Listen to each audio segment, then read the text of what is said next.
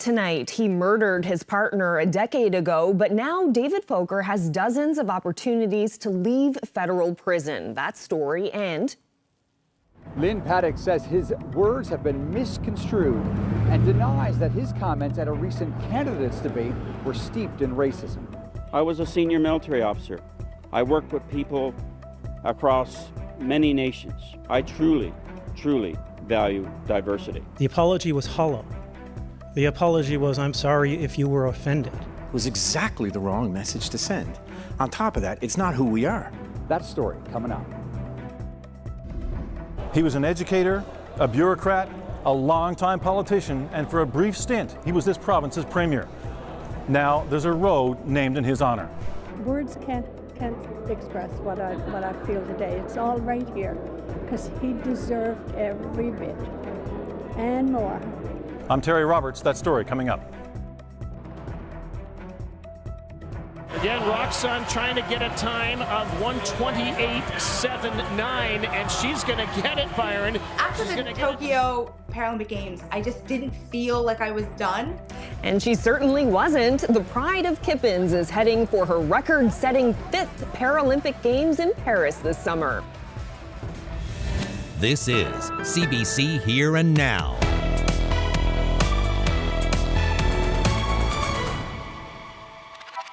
Good evening and welcome to Here and Now. We'll get to those stories shortly, but first, David Foker killed his common-law spouse more than a decade ago. Now he's been granted leave from federal prison to do things like talk to high school students. Foker was convicted in 2013 of killing Anne-Marie Sheeran in St. John's, sentenced to life in prison without the possibility of parole for 15 years. The CBC's Ariana Kelland brings us this update. It was a story that sent shockwaves across the province back in the summer of 2010, when Anne-Marie Sheeran was reported missing by her partner, David Foker. It was the start of a wide search and police investigation. Sheeran's body would be discovered 2 months later, and police would ultimately zero in on Foker as the prime suspect. 3 years later, a jury found him guilty of second-degree murder.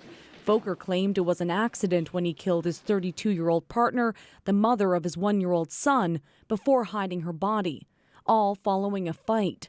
Foker isn't eligible for parole for another few years, but the Parole Board of Canada has just granted Foker 46 different absences from prison. That's dozens of opportunities to do things like Buddhist activities, speak to high school students, and visit with his mother. The parole board wrote that Foker completed several programs while incarcerated and called his institutional behavior impeccable. Though a 2014 assessment indicated the inmate was at a high imminent risk of violence toward a partner, a low imminent risk of violence toward others.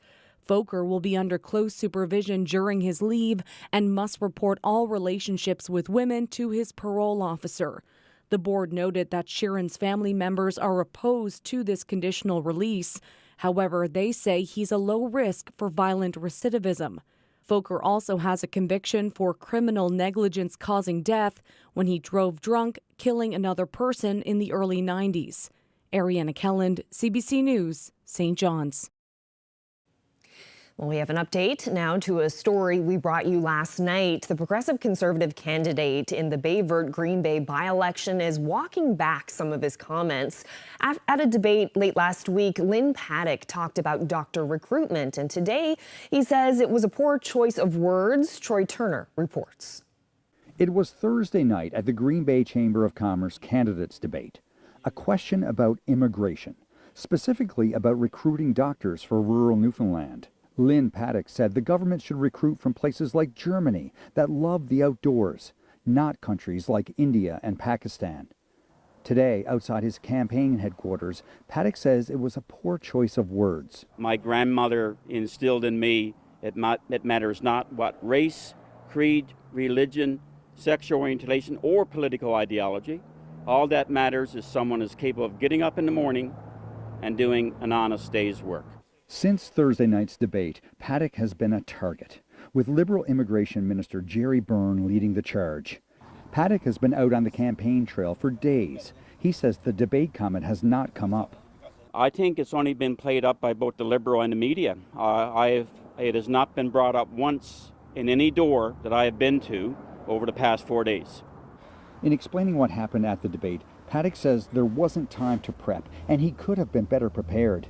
He points to his military career and international work to explain why his comment was out of character. I was a senior military officer. I worked with people across many nations.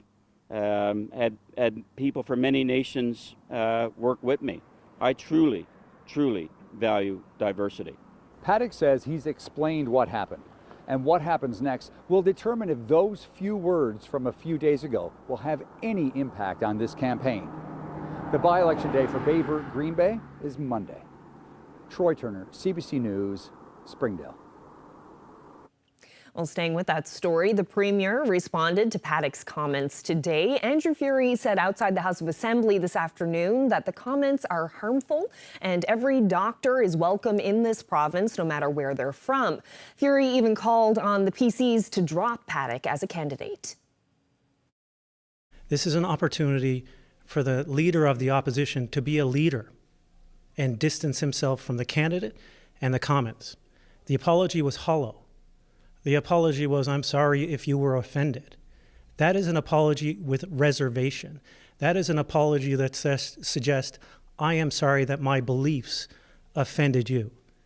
There is no room for these beliefs in Newfoundland and Labrador, full stop. And the leader of the opposition needs to do what's right, needs to do what's definitive, and send the right signal to the rest of the people of this province. You say you should do the right thing. What would the right thing be? To drop the candidate.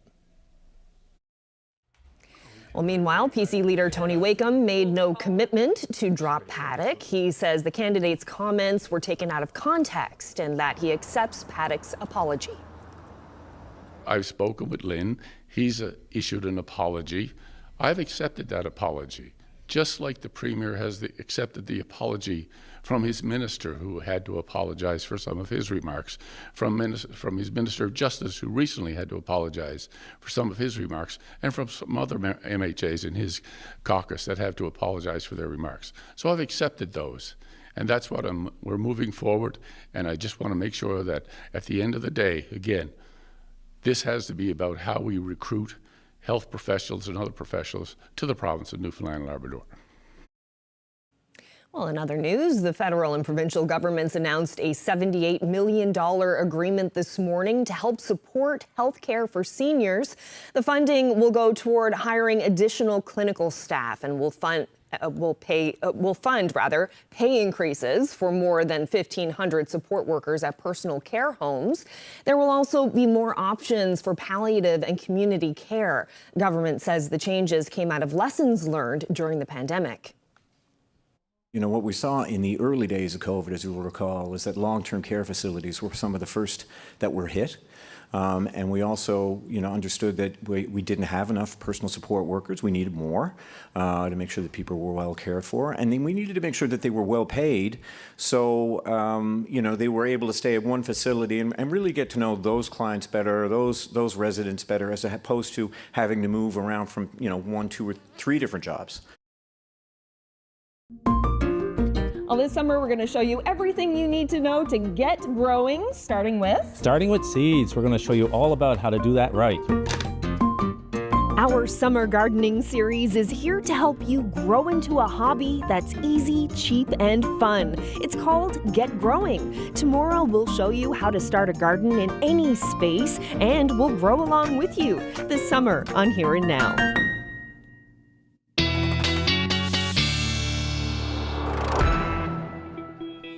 Oh, lots of people probably getting very excited with the weather today to get growing, that's for sure.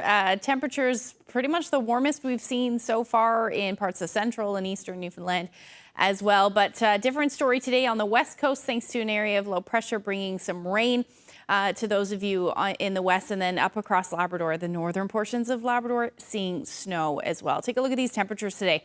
23.6 degrees in Glovertown this afternoon. Gander, 22.4. That is the warmest temperature recorded this year and the first time you hit the 20-degree mark. And Brigus, Paradise, St. John's, all, anywhere from 19 to 21 degrees this afternoon. Taking a look outside, and a beautiful evening. right now, 16 degrees. Those winds out of the south-southeast around 13 kilometers per hour.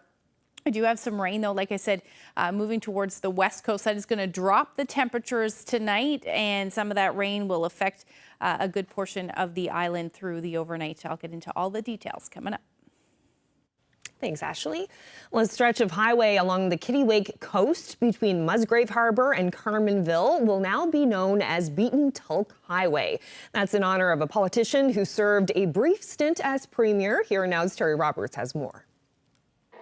It was a Liberal love-in. Politicians from past and present gathered inside the lobby of Confederation Building. But it was this woman, Dora Tulk, drawing most of the attention, because today was all about honoring this man, her late husband, a big man from Bonavista Bay, Beaton Tulk, the pride of Ladle Cove. Ready? 1, 2, 3. A 33-kilometer stretch of highway between Musgrave Harbour and Carmanville will pay tribute to this former educator, bureaucrat, and longtime politician. Tulk was a household name in the 80s, 90s, and early 2000s, first representing the district of Fogo and later the new district of Bonavista North. He was a cabinet minister and deputy premier, and for 4 months beginning in late 2000, after Brian Tobin returned to federal politics, Tulk served as Newfoundland and Labrador's 7th premier. It was a job he never wanted, at least initially. I probably thought I couldn't do the job because, you know, when you come from some of the small communities, one of the things that is somehow bred into is a feeling of insecurity that you cannot, maybe not do all you're capable of doing. But when I got the job, I realized this is the best job in the province. But Tulk was a placeholder premier and stood aside during a leadership race that saw Roger Grimes elevated to the province's top political post. Members of the Tulk family were beaming with pride today. Minister Abbott called and said he had everything on the go, and I was so thrilled because he's done so much for this province, not only Ladle Cove and out in this district, but all over the island. And politics was everything. He was always a person who was doing things for other people, yes, and trying to figure out how to help people. So I think he would most of all want people to remember that. Yes, he did a lot for the young people, young Liberals. The current premier called Tulk a true gentleman and a strategic thinker. He was known as a family man. He was known as a champion of the province, and he was known as a dear friend. So it is my distinct honor today to try to repay some of that service and debt that we all owe a man of such stature and such dedication to the people of the province. Tulk passed away 5 years ago after a long struggle with cancer. He would have turned 80 on Wednesday. Terry Roberts, CBC News, St. John's. Well, a tent encampment popped up overnight on the Memorial University campus in St. John's. The group MUN Students for Palestine is calling on the university to disclose its financial investments and divest from institutions connected to Israel. Organizers tell the CBC's Gavin Sims they're taking cues from other students across the country. Overwhelmingly, the people that have interacted with us here today have been very supportive, and I feel like some people were almost expecting it to happen. We've seen so many encampments popping up across the country. I feel maybe people had the sentiment of it was only a matter of time. What is your ask of the university, with this protest? We want admin to first disclose their investments and then also divest from any association with Israel because of the war crimes that they're committing on the people of Gaza. We are asking them to stay true to the timeline we have created. They have asked us for a meeting date on the 27th. We want that. We want to negotiate with them. We want it to run well. So we have set up this encampment to put pressure on that to make sure they stay on that timeline. We've set this up to make sure they stay on that timeline of divesting and disclosing and boycotting from any Israeli institutions or corporations. Tell me a bit about, more personal reasons that you both have come here to be a part of this protest. I think as students, seeing all the universities be bombed in Gaza, be destroyed, and to see our university not standing up for what's right and not doing the bare minimum, which is to disclose their investments to the public and to divest from Israeli war crimes, I think that's number one for me.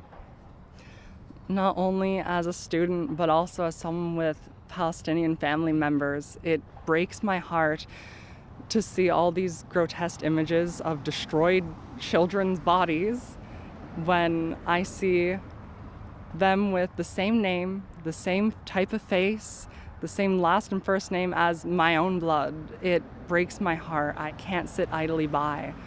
I got to do something that is within our right and with the power we have as students at Memorial to end our part in this. Well, the deputy mayor of Mount Pearl is back on the job. Today marks 1 year since a brutal and life-threatening accident sidelined Nicole Kiley. She was running errands when she was struck by an out-of-control vehicle, pushed through a drugstore window and pinned to the ground. Kiley lost her leg in that accident and was put into a coma. She spent months regaining her strength and learning to walk with a prosthetic. Before returning to council chambers, she spoke with CBC about today's significant milestone. Well, my experience has given me such a gift around a lens of disability, inclusion, resiliency. Those are foundational and building blocks to like a safe, supportive community. So that is something that will be with me, and I'm still learning. So I'm happy to be a part of that journey and the city be a part of that journey as we learn to be more inclusive. That's certainly something I've learned. And, you know, on a personal level, you learn that you're stronger than you think. So when you're dealing with all sorts of issues, conflicts, issues that may arise in a community, it's not always building. Sometimes it's dealing with difficult decision making. Yeah. You're stronger than you think, and this community is stronger than they think. Now, Nicole Kiley also sat down with on-the-go host Chrissy Holmes earlier today for a talk about returning to work after that life-changing accident 1 year ago. That conversation is still to come in 15 minutes on Here and Now. Well, now to some sports news. Swimmer Katarina Roxon has booked her ticket to the 2024 Paris Paralympic Games. The 31-year-old from Kippens made Canadian swimming history, becoming the first Canadian female swimmer to make it to 5 Olympic or Paralympic Games. The 100-meter breaststroke specialist has won medals of all colors at every level of competition, but still she wasn't finished. The swimmer took time late last week to chat with our Jeremy Eaton. Katarina Roxon, the veteran, 3-time Olympian. Her dad is her coach. She won a gold medal in Rio in this very event. After the Tokyo Paralympic Games, I just didn't feel like I was done. I didn't know what I was going to accomplish. I didn't know what I was shooting for, but I just felt that I wasn't done with my swimming journey yet. Lots of ups and downs.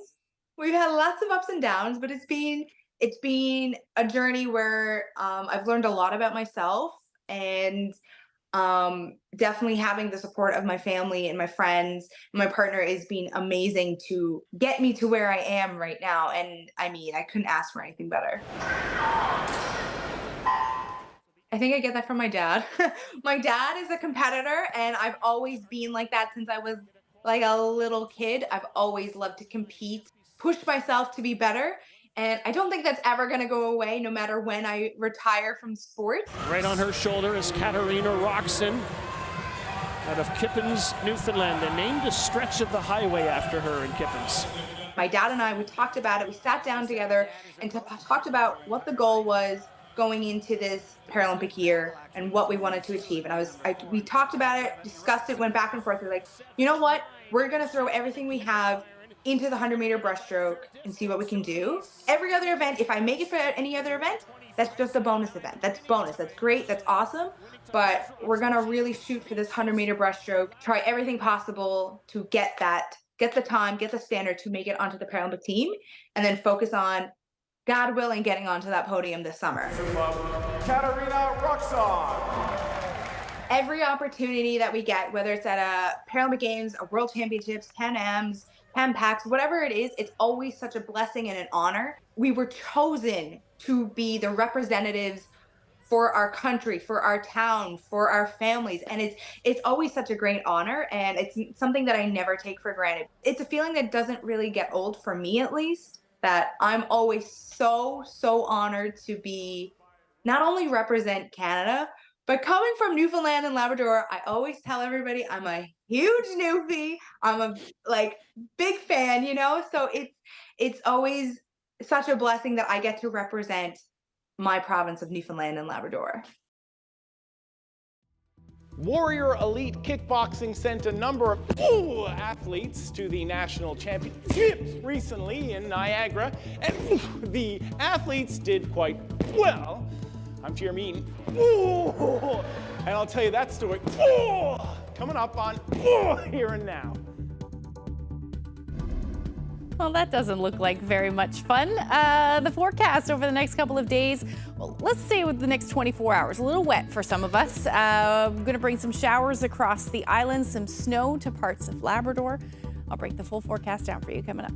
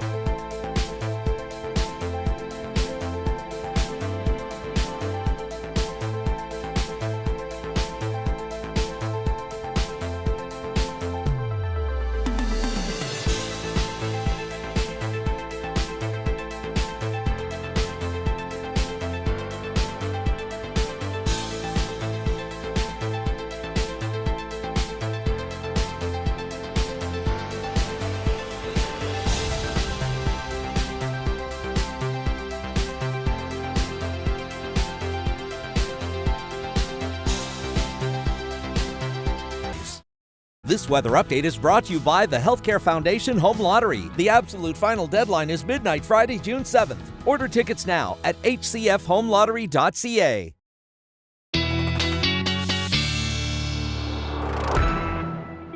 quite the change in temperature today here in the east. I know folks out west and up in Labrador have been enjoying these warmer temperatures, but I think this feels like it might be the nicest day that we've had so far. Yes, it certainly has the warmest temperatures that we've seen so far in St. John's, in Gander as well. You topped out at about 21 degrees, whatever that temperature was earlier today. That is the warmest since October for you. So certainly some nice weather out there. I can tell you where it isn't very nice. It is up in Labrador, Nain, and by not very nice, it depends. Both Hudson and Cohen clearly love it and are making snowmen, at least having some fun in the snow. It was about 15 centimeters on the ground this morning. A lot of that has melted down to about 7 centimeters. So certainly very wintry. And it's going to be a little wintry across parts of Labrador over the next couple of days as well, with that chance of some snow in the mix, some wet snow in the mix. I don't think it'll accumulate like it has in Nain. But certainly still the chances. It's going to be cold enough for that to happen, that's for sure. 14 degrees today in Lab City. Temperatures across the island, like I said, well into the 20s, so 22 degrees in Gander this afternoon, 21 in Terra Nova. Temperature different story on the west coast than it was yesterday. That was your turn to see those temperatures in the 20s. But you saw some rain today, so that has dropped the temperature. 17 or 18 degrees really is where we topped out in St. John's this afternoon.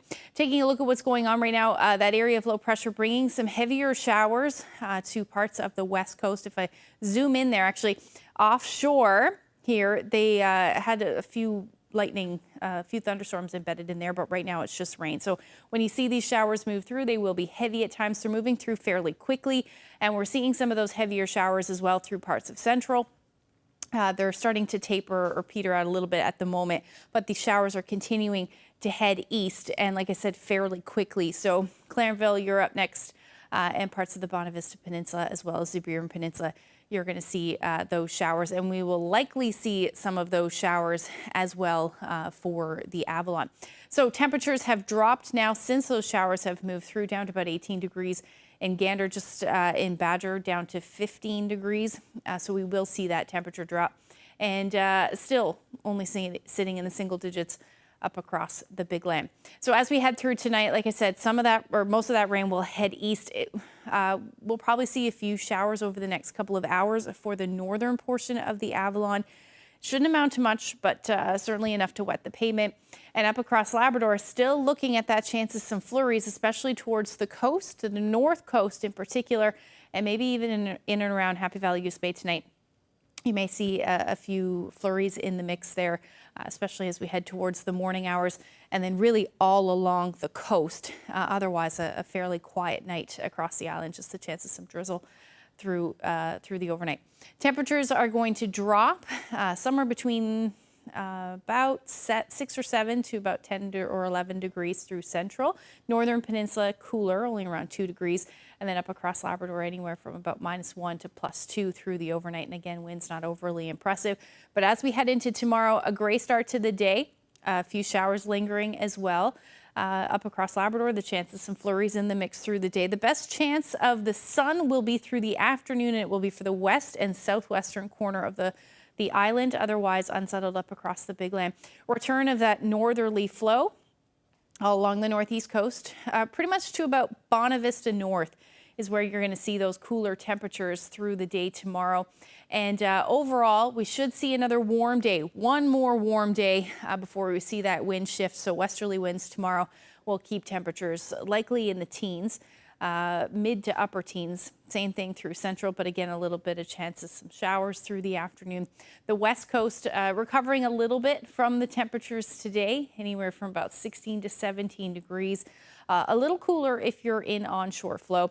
That's the story for the northern peninsula. Like I said, northerly winds, and then about 3 to 6 degrees for the southeastern portion of Labrador. Hovering around +1 for Nain tomorrow, and then Happy Valley Goose Bay looks like the most decent day as far as sunshine is concerned. You're going to hover around 8, and then some showers moving in for Lab City, hovering around the 9-degree mark. So, like I said, the cooler temperatures, they're moving back in. We'll get into that forecast. We'll get into that in the long-range forecast. It's quite fascinating. At first, I was a little bit annoyed, to be honest, that I had this large problem on my hands. A big problem with bugs. That's what happens when you create a sculpture from a skull that's been on the beach for decades. So how did the rooms tackle this infested art? That story is still to come.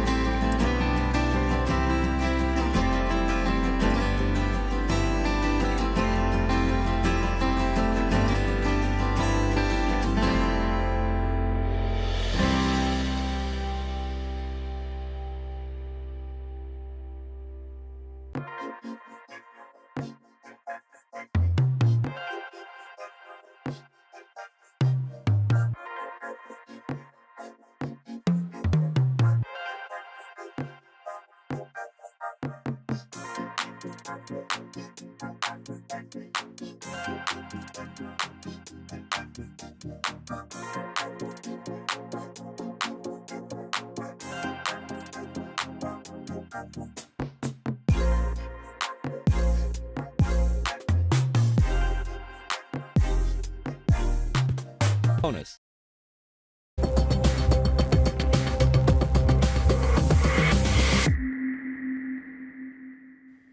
Well, as we heard earlier, Nicole Kiley is back in her role as deputy mayor in Mount Pearl. It's been 1 year since a devastating accident almost killed her. She was walking into a drugstore when an out-of-control vehicle struck her and then crashed through the store's front window. Kiley was pinned under the vehicle and later needed her leg amputated above the knee. Today, Kiley spoke with On The Go host Chrissy Holmes about her recovery and her return to City Hall. How are you doing, Nicole? I'm doing really good. It's been quite a year, and today has been a fantastic day. I woke up not sure what the weather was going to be like.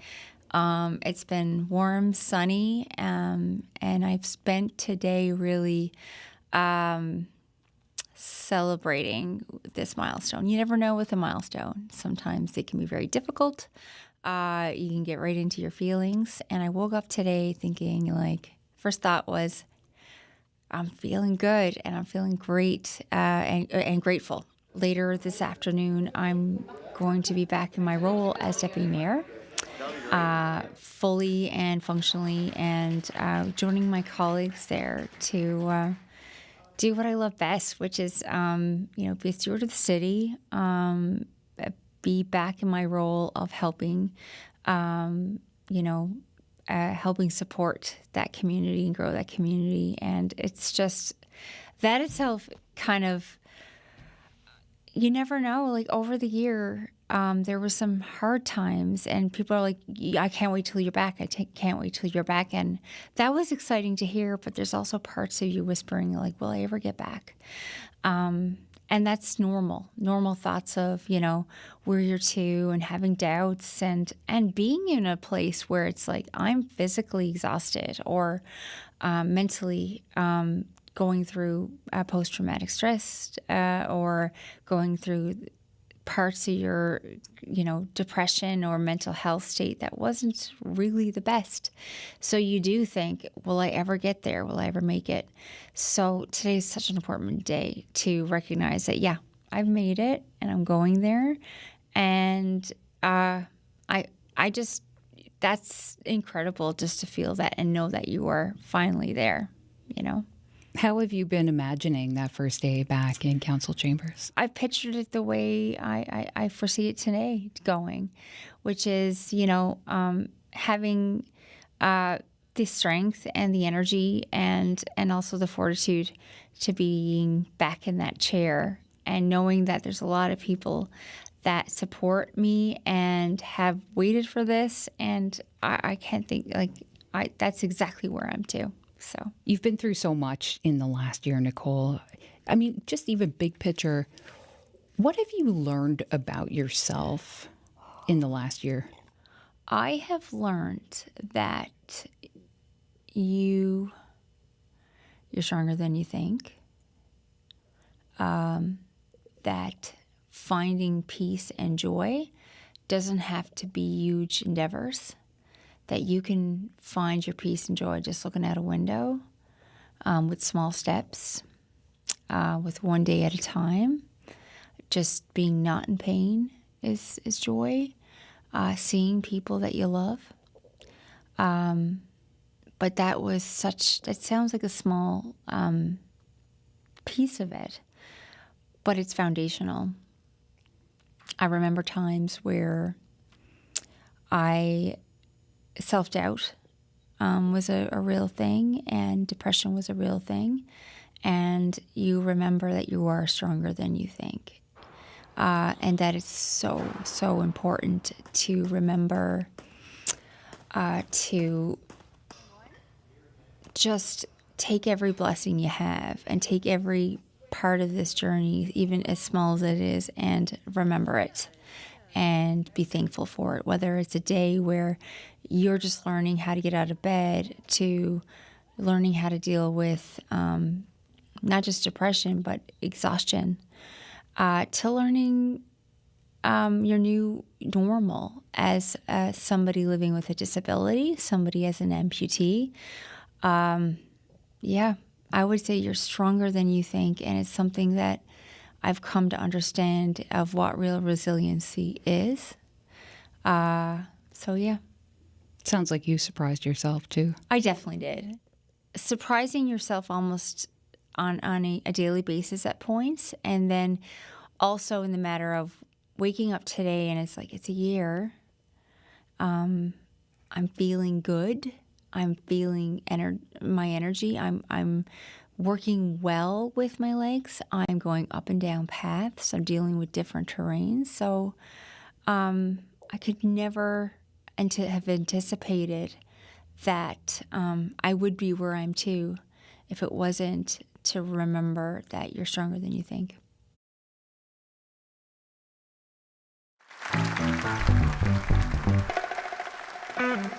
Hey Newfoundland, we're ready to break the ice. Berg! Coming to St. John's for 2 shows in June, it's the Debaters! The Debaters will be at the Holy Heart Theatre on June 17th and 18th with Facts and Funny. For details, visit cbc.ca/thedebaters.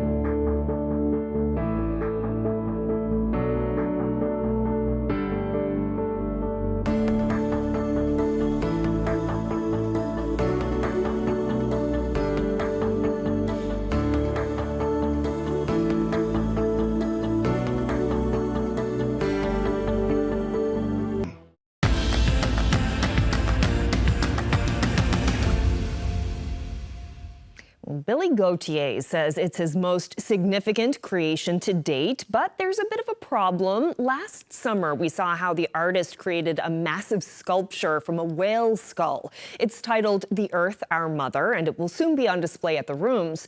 But over the past year, conservator Mickey Lee has had her hands full when it was discovered that something inside the bone was making its way out. Here now, Zach Gowdy explains. You're a conservator, you've seen everything in this building. Have you ever seen anything like this before? Not to this scale, no. It's quite fascinating. At first I was a little bit annoyed, to be honest, that I had this large problem on my hands. But then it's been fun because I've learned so much about insects and entomology and just how our ecosystem works. It's kind of fun. Hi, my name is Mickey Lee and I'm a conservator here at the Rooms.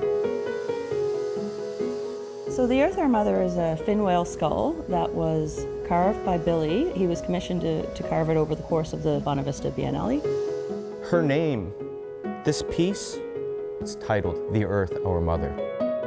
this is the most important piece I've ever made, and potentially will be the most important piece that I will ever make because of the meaning. When it arrived at the rooms, as per our policy, we had an assessment of it and soon discovered that it had a lot of issues, actually. A lot of issues? Well, one major issue, but a lot of them.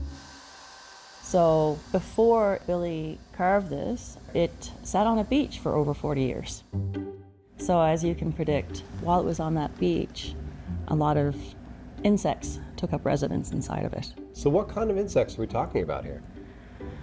Oh my goodness. Where do I start? Do I want to see? Yes, you want to see this. It's so cool.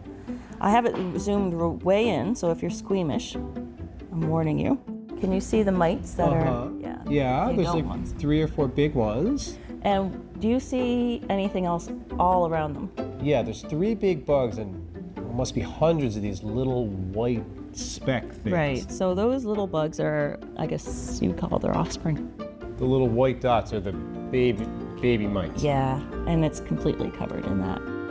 Ah! I probably ingested some of them just by looking at it. So the only reason that we were able to identify what insects were coming out was because we captured them on sticky traps. This is a type of mite. We have a lot of different kinds of mites in there. Spiders, millipedes, centipedes, these are various types of beetles. It became a bit of a game after to see, okay, what's on the trap today?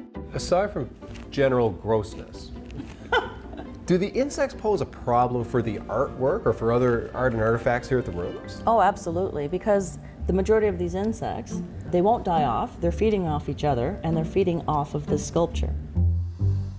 The issue with treating this particular object, of course, is the size of it. Sometimes it's as simple as freezing it in really, really cold temperatures. This one, freezing wasn't even an option because I couldn't get it through the freezer doors. And besides that, I really felt that it wouldn't withstand freezing, the thermal shock of it. A lot of people said to me, why don't you just spray it with Raid? Pesticides or anything like that would not work because it would just sit on the surface. If I was one of those insects, I'd make a beeline for the core of it and hide. So the typical methods of treatment weren't an option anymore. So one of the more common ways of treating museum collections in the past was to modify its environment. So one way of modifying it is to take away their oxygen. This is a practice that's been around for decades because in agriculture, when we're exporting and importing grains, they have to modify their environment so that the insects will die before they're shipped. Same idea. So this arrived on our doorstep in October, and because of all the research and all the consultation we had to do with the artist and everybody involved, it was only until recently that we were able to move the piece to a safe facility where this, basically a chamber, was created. So we had to maintain a specific temperature and relative humidity and no less than 60% CO2. And it sits like that for 4 weeks. Earth, right from the beginning, she was speaking. But unfortunately now, we don't listen anymore. So she's not speaking anymore. She's yelling. One of the things that the Earth, Our Mother is about as a piece of art is a celebration of nature and the interconnectedness of it. And did you see some kind of resonance with those themes in the self-contained world of these bugs? Yeah, it was quite symbolic that way. It is somewhat at conflict with what I'm doing as a conservator, is having to kill these bugs. But at the same time, that's what we do a lot of, is having to weigh what the intent and what the message is that we want to get across. And I think it's important for the Earth, Our Mother, to survive as a symbol.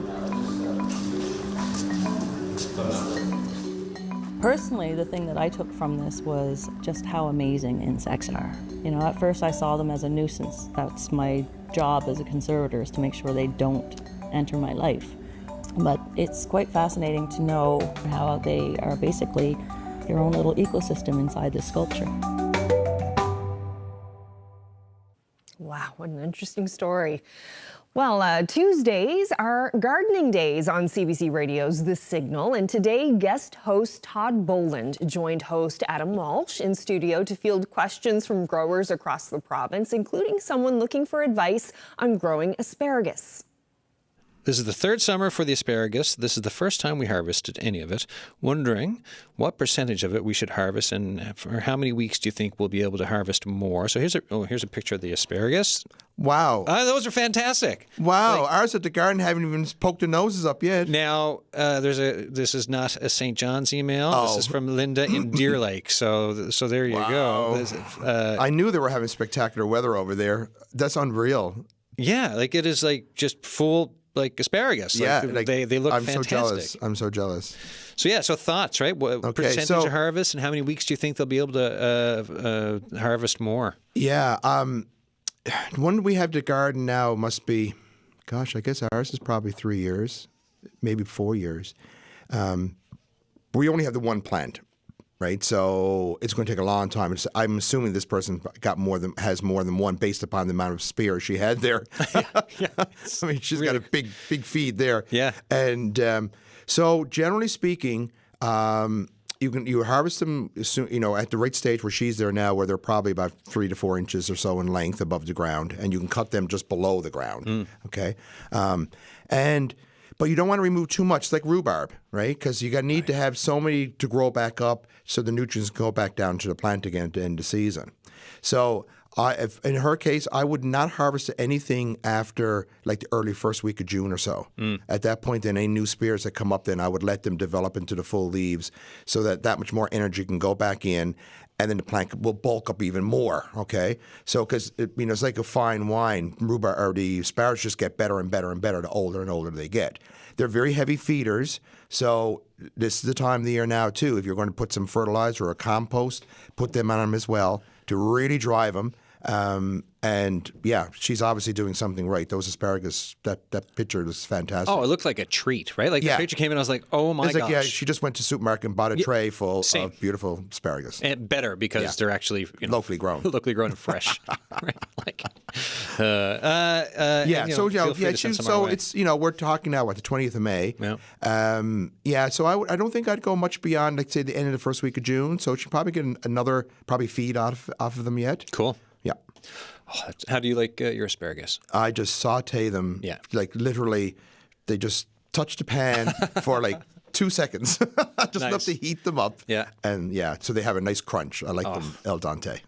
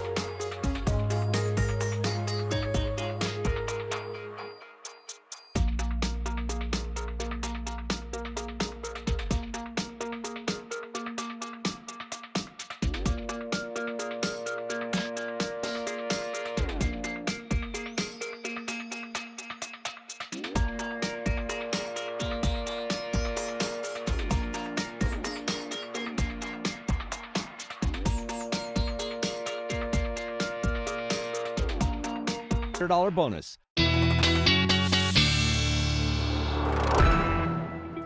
Still can't get over that photo that you showed us earlier about the snow in Maine.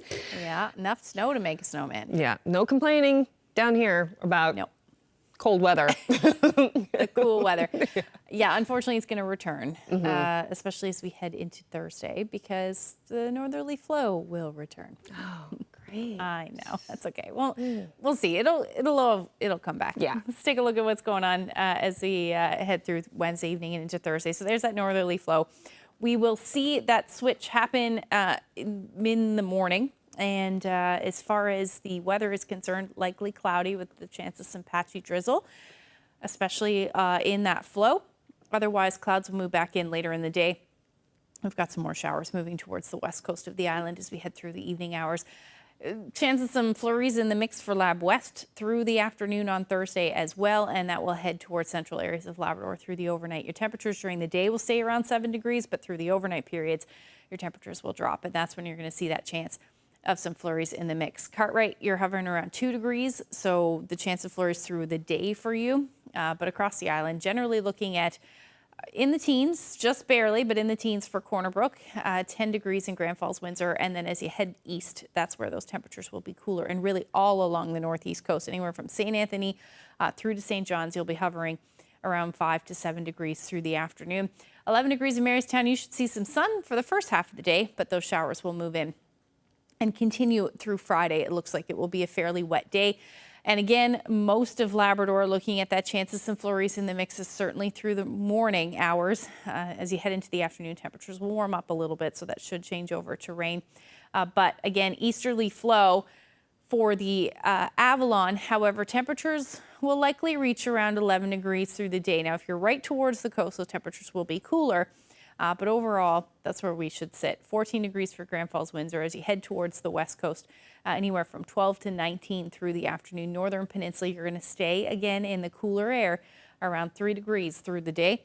And then anywhere from 7 to 12 degrees for central and western portions of Labrador into the afternoon on Friday. Now, the long range forecast after that 11 degrees on Friday will drop back down to about 7 to 9 degrees for the rest of the weekend, and it's looking a bit rainy as well. Our overnight lows between 3 and 6 degrees through the afternoon.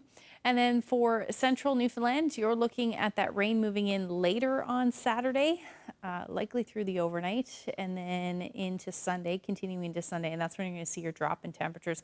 Note that 0 degrees on Sunday night. And for western Newfoundland, you are looking at that drop in temperatures overnight as well by the time we get to that time period. But Friday, decent. Saturday, rain. And Sunday with some sunshine in the mix. Now for Labrador, single digits right through Saturday. A big jump in temperatures by Sunday actually looks pretty nice. 12 degrees and 11 for Sunday for western Labrador. Speaking of the big land, this is gorgeous. Lovely shot of Lab West here. I said there, cabin vibes, because it does. It's very beautiful. Jackie shared this great shot with us. If you have any weather photos that you would like to share with us, because I'm sure you do, you can send them to my Facebook page or email them to nlphotos@cbc.ca. Yeah, looks like a nice place for a little fire down by the water. Roast some marshmallows. Yeah, that sounds great. Very Definitely nice. cabin vibes. Yeah. I wonder actually if the temperatures seem a bit lower than normal for this month. Yes. I mean, typically we would see, a little bit, I think it's about 4 degrees warmer than normal, but it's not unusual. It's not unusual, to see these onshore flows. Right. Very typical. All right, it'll turn around eventually. Eventually, it always does. All right, well, that's it for us. Thank you so much for spending part of your evening with us. Hope you can join us again tomorrow. Good night.